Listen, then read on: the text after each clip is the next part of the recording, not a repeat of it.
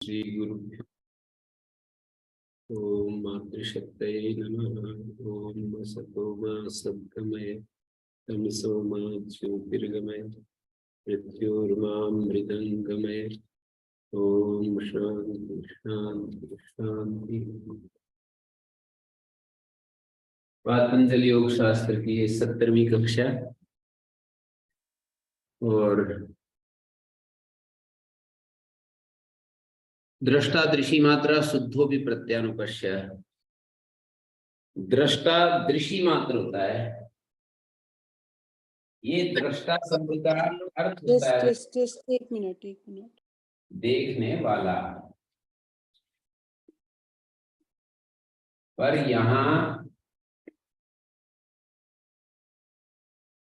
वाला अर्थ पर आपत्ति है। वाला अर्थ को हटाने के लिए शब्द बोल दिया दृशी मात्र। दृष्टा का अर्थ दृशी मात्र माने ज्ञान मात्र, ज्ञ मात्र। मात्र माने केवल ज्ञान स्वरूप, ज्ञ मात्र, ज्ञप्ति मात्र,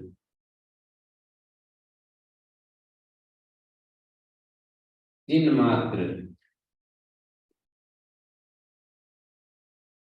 स्थिति, स्थिति मात्र,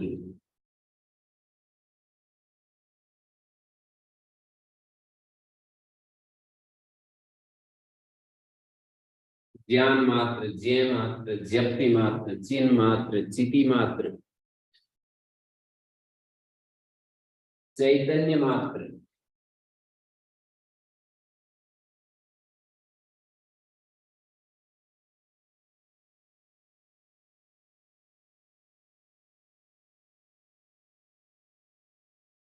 ये दृष्टा का यहाँ पर स्वरूप है। लेकिन वही प्रत्यानुपश्य भी बता दिया। शुद्ध उसके दो रूप है, दृष्टा दृशी मात्रा शुद्ध, ये उसका वास्तविक स्वरूप है। और प्रत्यानुपश्य उसका प्रकृति के साथ संबद्ध स्वरूप है। केवल स्वरूप और प्रकृति के साथ संबद्ध स्वरूप। केवल का अपोजिट होता है दूसरे के साथ संबद्ध। केवल मानी अकेला और संबद्ध मानी दूसरे, दो चीजें मिली हुई है। तो दृष्टा दृशी मात्रा शुद्ध, दृशी मात्र तो शुद्ध है। इसी से पता लगता है कि जो दूसरा रूप है उसको हम शुद्ध नहीं कह सकते, पर वो शुद्ध, वो जो उसकी अशुद्धि है वो औपचारिक है, वास्तव में नहीं है। ये बात एक सूत्र पर व्यास भाष्य में ही कही है, सत्व पुरुषयो शुद्धि साम्य कैवल्यम। तीसरे पाद का अंतिम सूत्र है और वहां पर ये बात समझाई है कि यदा निर्धूत रजस तमोमलम बुद्धि सत्वम, जब रजस और तमोमल हट जाते हैं, बुद्धि सत्वम पुरुषस्य अन्यता प्रत्यय मात्राधिकारम, पुरुष का भिन्नता मात्र, पृथक्त्व ख्याति मात्र अधिकारम दग्ध क्लेश बीजम भवति। क्लेशों का बीज जब दग्ध हो जाता है तदा पुरुषस्य बुद्धि सारूप्यम इवापन्नम भवति। पुरुषस्य बुद्धि सारूप्यम इव, बुद्धि सत्व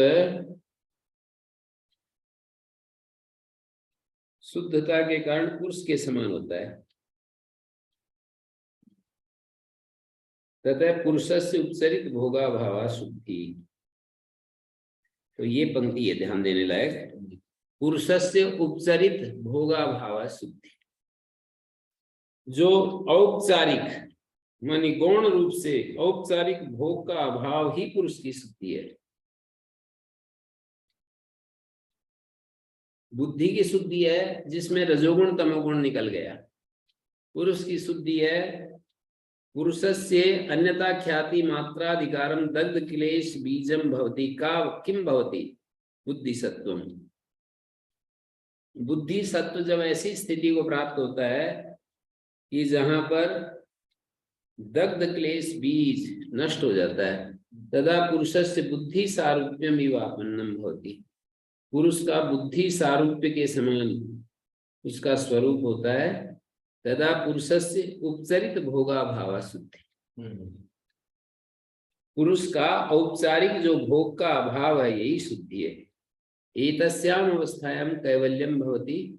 इस अवस्था में कैवल्य होता है। ईश्वरस्य अनीश्वरस्य वा विवेक ज्ञान भागिना इतरस्य वा। पुरुषस्य उपचरित भोगाभाव। मैं इस पंक्ति को अंडरलाइन कर रहा हूं। पुरुष की शुद्धि का क्या मतलब है? औपचारिक जो भोग है उनका अभाव ही पुरुष की शुद्धि है। औपचारिक भोग क्या होता है? बुद्धि जब रजोगुण तमोगुण से युक्त होती है और बुद्धि में जब भोग घटित होता है तो उस भोग को पुरुष में कह दिया जाता है कि पुरुष भोग कर रहा है, पुरुष सुखी हो रहा है, पुरुष दुखी हो रहा है। बुद्धि के भोग को पुरुष में आरोपित कर दिया जाता है। पीछे भी ये बात आई।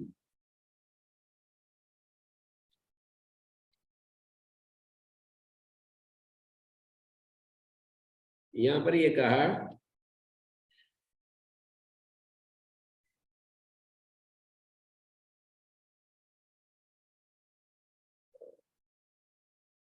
परार्था बुद्धि संगत्यकारित्वात्।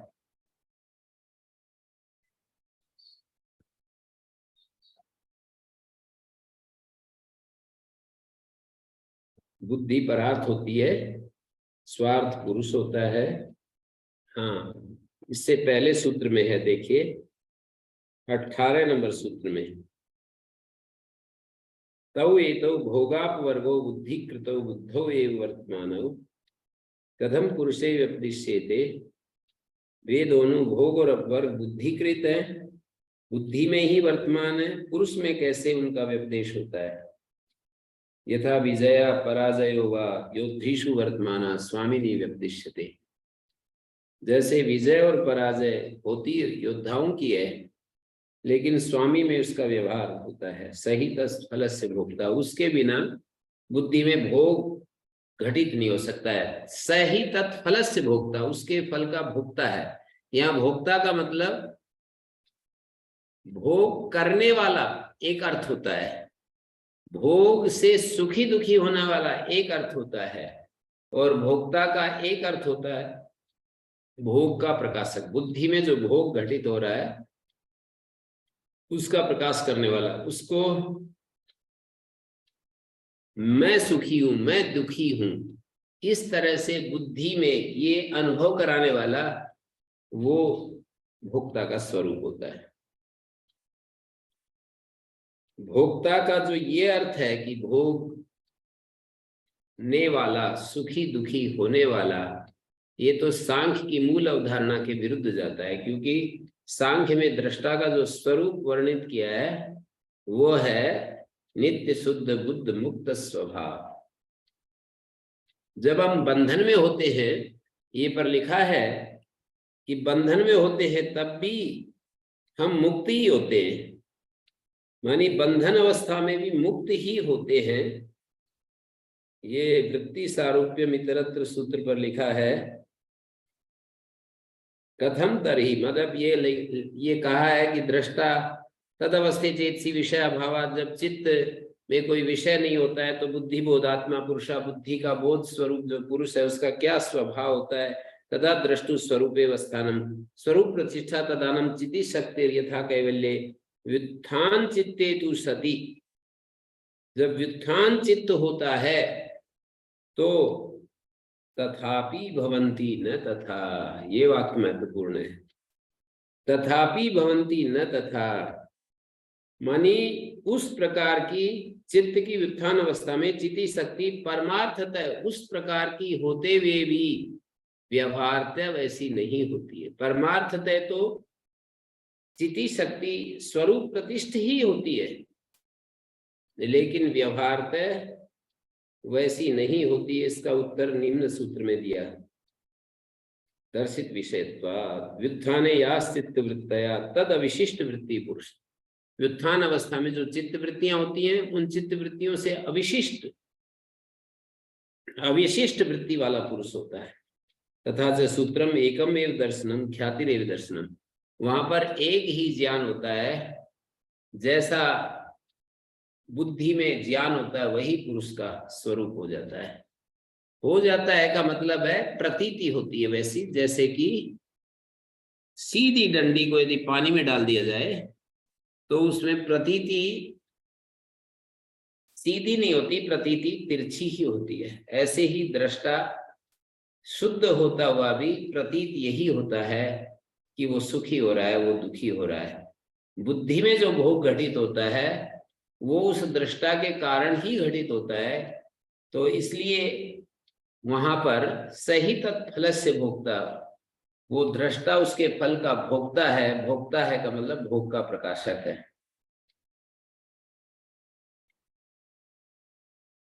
किसी का इस विषय में प्रश्न हो तो और विचार किया जा सकता है। मैंने कितनी बार ये बातें आपके सामने रखी हैं, पूछ सकते हैं आप लोग जो सुन रहे हैं मेरी बात।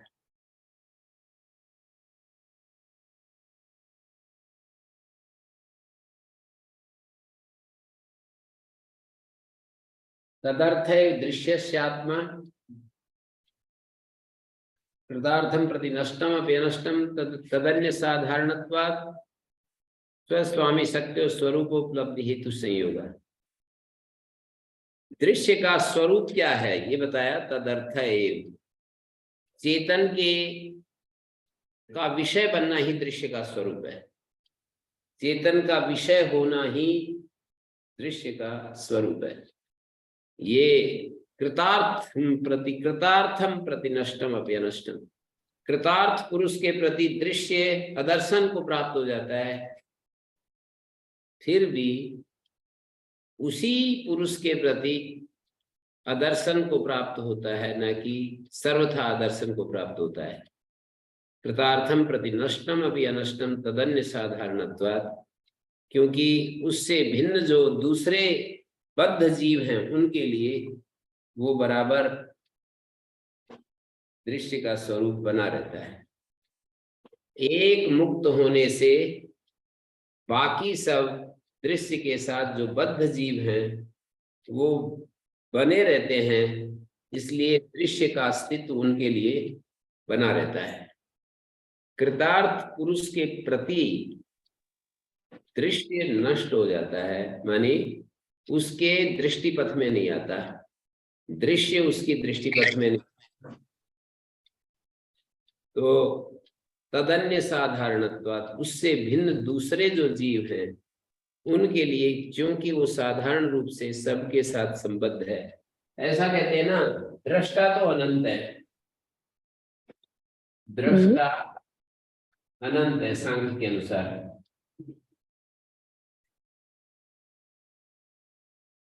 और प्रकृति एक है सांख्य के अनुसार।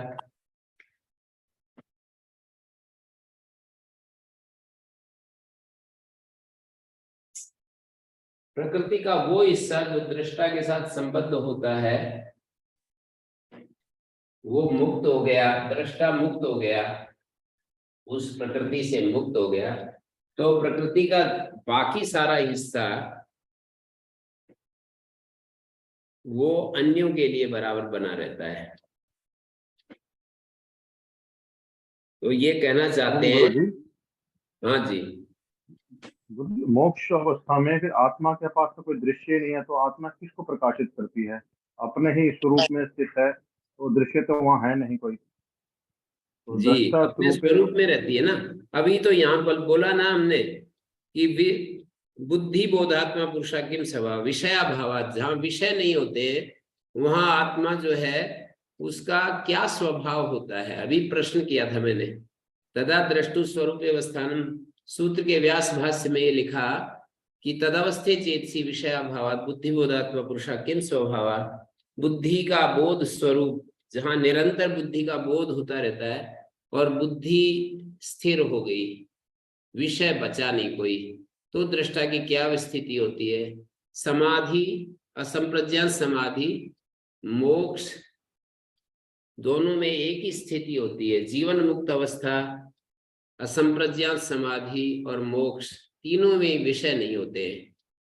तो जब विषय नहीं होते हैं तो उस अवस्था में दृष्टा की क्या स्थिति होती है? तदा द्रष्टु स्वरूप अवस्थान, दृष्टा के अपने स्वरूप में ठहरा होता है। अंतिम सूत्र में भी ये बात कही, अंतिम सूत्र चौथे पाद का, पुरुषार्थ शून्य नाम गुणा नाम प्रतिप्रसवा कैवल्य। पुरुषार्थ भोग और अपवर्ग को दे चुके जो गुण हैं वो पुरुषार्थ शून्य नाम गुणा नाम इस शब्द से कहे गए, जिन्होंने अपना भोग और अपवर्ग पूरा कर दिया है। प्रतिप्रसवा कैवल्यम, उनका जो प्रतिप्रसव है वो कैवल्य है। स्वरूप प्रतिष्ठा व चिति शक्ति, या चिति शक्ति का स्वरूप में स्थित होना, ये कैवल्य है। तो स्वरूप प्रतिष्ठा, चिति शक्ति, स्वरूप में स्थिति, चिति शक्ति, ये जीवन मुक्ति या समाधि अवस्था या मोक्ष अवस्था का स्वरूप होगा। जब कोई भी विषय नहीं है तो चैतन्य अपने स्वरूप में होता है, बस यही कहना होगा। कृतार्थम प्रति नष्टम अपि अनष्टम, कृतार्थ पुरुष के प्रति नष्ट होते हुए भी अनष्टम तदन्य साधारणत्वात्, उससे भिन्न जो दूसरे बद्ध जीव हैं उनके लिए दृश्य बना रहता है। और फिर कहा तदर्थ स्वस्वामी सत्य और स्वरूपोपलब्धि हेतु संयोगा, ये सूत्र है।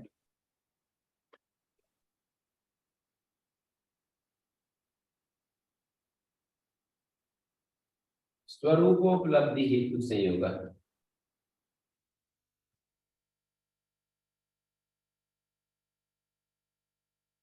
स्वरूपोपलब्धि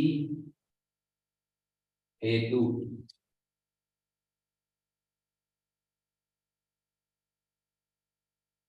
यहाँ पर जो शक्ति शब्द है वो स्व और स्वामी दोनों के साथ जुड़ रहा है। स्व शक्ति और स्वामी शक्ति।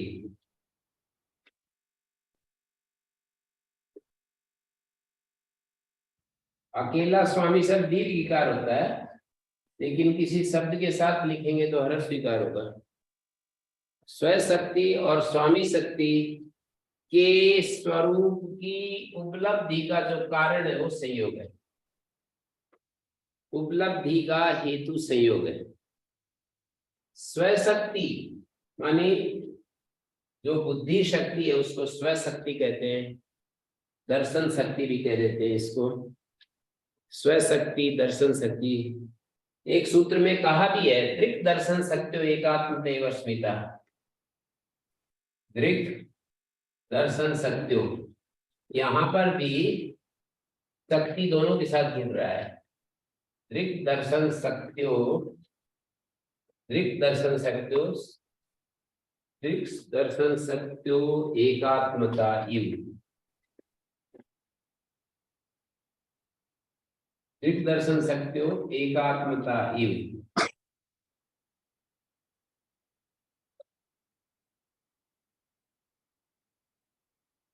अस्मिता, 5 क्लेशों में एक क्लेश बताया। यहाँ पर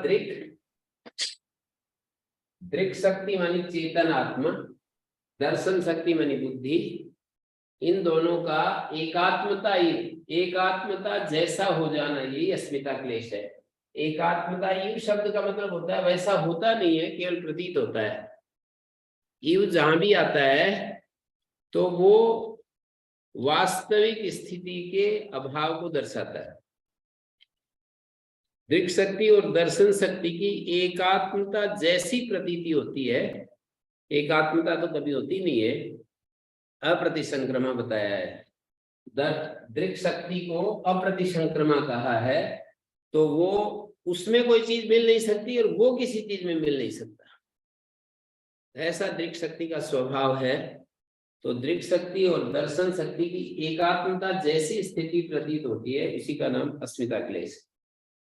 यहाँ पर भी स्वशक्ति और स्वामी शक्ति, स्वामी शक्ति को दृक् शक्ति कहा है और स्वशक्ति को दर्शन शक्ति कहा है। स्वशक्ति दर्शन शक्ति, स्वामी शक्ति दृक् शक्ति, इन दोनों के स्वरूप की उपलब्धि का हेतु ये संयोग है। संयोग दो चीजें देता है, दृक् शक्ति के स्वरूप की उपलब्धि और संयोग से ही, किसका संयोग, पीछे बता चुके हैं 17वें सूत्र में, दृक् दर्शन दृष्टि दृश्यो संयोग, दृष्टि दृश्यो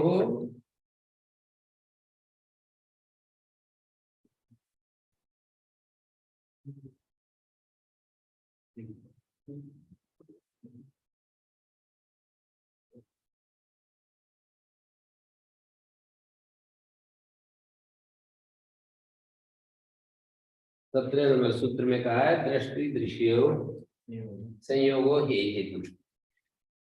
दृष्टा और दृश्य का जो संयोग है वो हे हेतु है, दुख का कारण है। यहाँ पर भी ये बताया स्वशक्ति के स्वरूप की उपलब्धि का कारण संयोग है और स्वामी शक्ति के स्वरूप की उपलब्धि का कारण भी संयोग है। संयोग के बाद किसका संयोग, दृष्टा और दृश्य का जो संयोग है, इस संयोग के बाद दो घटनाएं घटती है, या तो भोग घटता है, घटित होता है, या अपवर्ग घटित होता है। भोग घटित होता है तो स्वशक्ति की स्वरूप उपलब्ध होता है, स्वशक्ति का स्वरूप ज्ञात होता है, मानी दृश्य का स्वरूप ज्ञात होता है। स्वशक्ति मानी दृश्य स्वरूप उपलब्धि और स्वामी शक्ति मानी दृष्टि स्वरूप उपलब्धि। दृष्टा का अपना जो स्वरूप है उसका उपलब्ध भी संयोग से ही होता है। जब आत्मा का बुद्धि के साथ संयोग होता है, उसके बाद ही, उस संयोग के बाद ही बुद्धि में ये ज्ञान उत्पन्न होता है कि मैं शुद्ध आत्मा हूं, मैं निर्विकार हूं, मैं निर्मम, मैं निर्लेप हूं, निरंजन हूं, मैं भूमा हूं। ये सारी जो आत्मा के बारे में जो विशेषताएं बताई गई हैं, उनका अनुभव दृष्टा और दृश्य के संयोग के अनंतर ही होता है। और किसको होता है, कहाँ होता है, कहाँ ये अनुभव घटित होता है, बुद्धि में घटित होता है। तो उस बुद्धि में घटित होने वाला जो अनुभव है वही स्वरूपोपलब्धि कहा है, दृष्टा के स्वरूप की उपलब्धि का कारण। दृष्टा का स्वरूप क्या है, नित्य शुद्ध बुद्ध मुक्त स्वभाव। इस स्वरूप की उपलब्धि, इसका एक्सपीरियंस, इसका अनुभव जो होता है, ये उपलब्धि स्वरूपोपलब्धि शब्द से कहा है। दृष्टा के स्वरूप की उपलब्धि का कारण संयोग है। मैं शुद्ध हूं, मैं चेतन हूं, मैं निर्लेप हूं, निराकार हूं, अनात्म से सर्वथा मैं मुक्त हूं। अनात्म चीजें जो भी हैं उनसे मैं, जो मेरे अनुभव में आ रही हैं उनसे मैं सर्वथा छूता हूं, अस्पृष्ट हूं। ये सारी जो स्थिति बनती है वो दृष्टा के स्वरूप की उपलब्धि का हेतु बन गया संयोग। और दृश्य के स्वरूप मानी स्वशक्ति के स्वरूप की उपलब्धि का हेतु भी संयोग है। संयोग होने के बाद ही ये कहता है मैं सुंदर हूं, मैं मनुष्य हूं, मैं स्त्री हूं, मैं गोरा हूं, मैं काला हूं, मैं धनी हूं, मैं निर्धन हूं, मैं विद्वान हूं, मैं मूर्ख हूं, मैं पढ़ा लिखा हूं, मैं लैंडलॉर्ड हूं, मैं कुछ सारी ये जो चीजें, निर्बल हूं, कमजोर हूं, मैं शक्ति संपन्न हूं, पावरफुल हूं, मैं नंबर 1 हूं, हमको तो कौन पहचानता है। ये सारी जो प्रतीतियां हो रही हैं ये दृश्य स्वरूप की उपलब्धि है। मानी यहाँ पर चेतन और जड़ दोनों इकट्ठे होकर के जीव अपने आप को इन अलग अलग रूपों में अनुभव करता है। एकत्र होकर के जो स्थिति बनती है वही संयोग है। एक ज्ञान में दोनों की अभेद स्थिति का नाम संयोग है। गुरुजी, गुरुजी हम्म। प्रणाम। जी। गुरुजी, ये जो संयोग घटता है ये जीव में घटता है, से जीव को ही महसूस होता है ये कि मैं भोगता हूँ, या भोग होता है या अपवर्ग होता है, ये जीव को होता है। लेकिन ये जो शक्ति है, दृष्टा है, इसका एक अपना स्वरूप है, प्रकृति का भी स्वरूप है। मतलब अगर समष्टि में देखें तो दृष्टा और प्रकृति का कोई संबंध है? ये तो संबंध तो जीव में घटता है। जब जीव में खत्म हो गया फिर भी कोई संबंध है इनका, इंडिपेंडेंट ऑफ जीव? इनका संबंध इंडिपेंडेंट?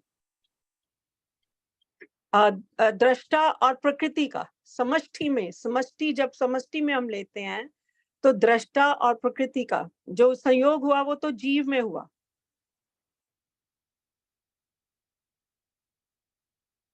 प्रकृति में संबंध तो है ना, उसी को ईश्वर कहते हैं। प्रकृति में जो दृष्टा है चैतन्य, और प्रकृति हो गई जड़।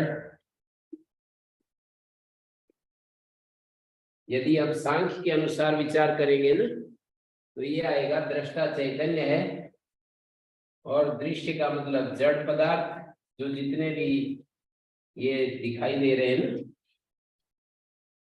तो जड़ और चेतन का संयोग, जड़ और चैतन्य का जो संयोग है उसी का नाम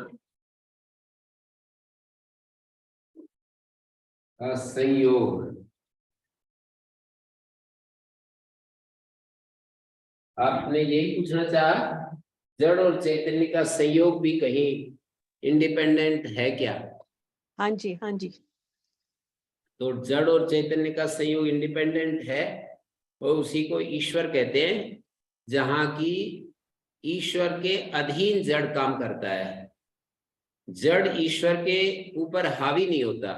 कभी भी ईश्वर का जो चैतन्य है उसको जड़ आच्छादित नहीं करता इस रूप में कि चैतन्य अपने आप को भूल जाए। जैसे कि जीव अपने आप को भूला रहता है, ऐसा जड़ उसके ऊपर हावी नहीं होता।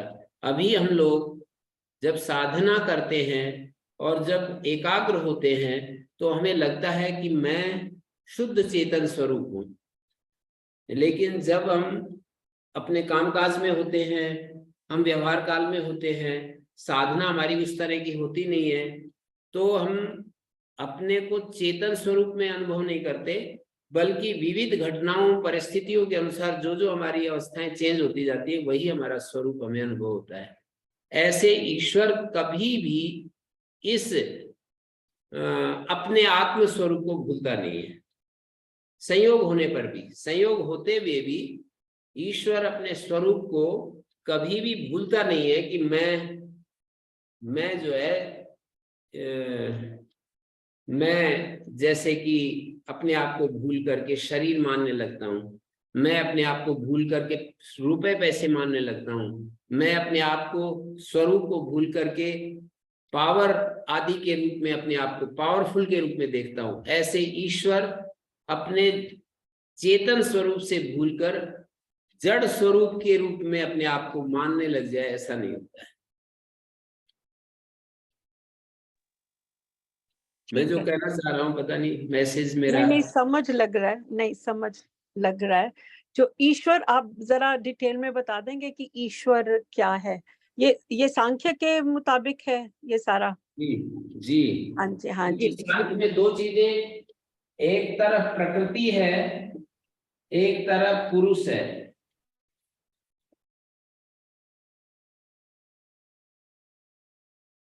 तो ईश्वर का तो वही है कि सदा मुक्त है, प्रकृति का बंधन उसके ऊपर हावी नहीं है।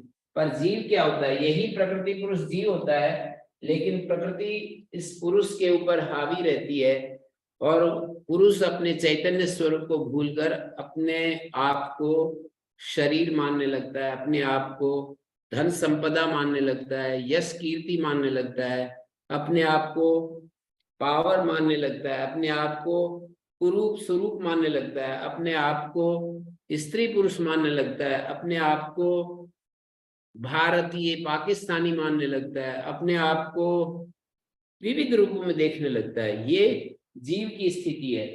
जीव में भी वही दो तत्व हैं, प्रकृति पुरुष, और ईश्वर में भी वही दो तत्व हैं, प्रकृति पुरुष। लेकिन अंतर इतना ही है कि ईश्वर का संबंध प्रकृति के साथ जो है वो नियम नियामक रूप में है। ईश्वर हमेशा, ईश्वर का जो चैतन्य है वो विलुप्त नहीं होता है कभी भी, जबकि जीव का चैतन्य तो विलुप्त हुआ ही है। अपने आप को अनात्म के साथ दो शब्द बोले जाते हैं, अग्रहण और अन्यथा ग्रहण। जीव तो अपने आत्म स्वरूप का ग्रहण नहीं करता और अन्यथा ग्रहण में रहता है। अन्यथा ग्रहण का मतलब प्रकृति ग्रहण, मानी अनात्म को ही अपना स्वरूप समझ लेता है। अपना शुद्ध जो आत्म स्वरूप है उसका तो ग्रहण नहीं करता, अन्यथा ग्रहण। और ईश्वर हमेशा अपने आत्म स्वरूप के ग्रहण की स्थिति में होता है। कभी भी ग्रहण और अन्यथा ग्रहण ये दो बातें आती नहीं है ईश्वर में। ईश्वर और पुरुष में क्या भिन्नता है? पुरुष तो चेतन मात्र कह रहा हूं, और प्रकृति जो 24 तत्व हैं उसको प्रकृति कह रहा हूं, और पुरुष तो चेतन मात्र है, चिन्ह मात्र पुरुष का स्वरूप है। और जीव क्या है? तो इसके लिए सूत्र ही बना हुआ है कि विशिष्ट से जीवत्व अन्वय व्यतिरेकात्। छठे अध्याय के आखिरी में एक सूत्र है सांख्य का, विशिष्ट से जीवत्व अन्वय व्यतिरेकात्, कि विशिष्ट का जीवत्व है और पुरुष तो निर्विशेष है। जीव विशिष्ट है और पुरुष निर्विशेष है। विशिष्ट से जीवत्व अन्वय व्यतिरेकात्, और पुरुष निर्विशेष तत्व है, चिन्ह मात्र है, वो चैतन्य मात्र है, जे मात्र है। और ईश्वर, इसमें क्या भिन्नता है ईश्वर और पुरुष में? ईश्वर और पुरुष में अंतर वही बताया, जीव जैसे विशिष्ट है ऐसे ईश्वर भी विशिष्ट है। जैसे जीव विशिष्ट है ऐसे ईश्वर भी विशिष्ट है। और पुरुष जो है निर्विशेष तत्व है, प्रकृति संपर्क से सर्वथा रहित जो चैतन्य है उसका नाम पुरुष है, उसका नाम शुद्ध आत्मा है, उसका नाम चिन्ह मात्र है, उसका नाम दृक् शक्ति है, उसका नाम दृषि मात्र है। पुरुष के लिए मैंने बहुत सारे शब्द लिखे, आपने देखे होंगे ब्लैक बोर्ड पर। दृषि मात्र, शुद्ध चैतन्य, दृक् शक्ति, प्रत्यक्ष चैतन्य, ये सारे पुरुष के पर्याय शब्द हैं।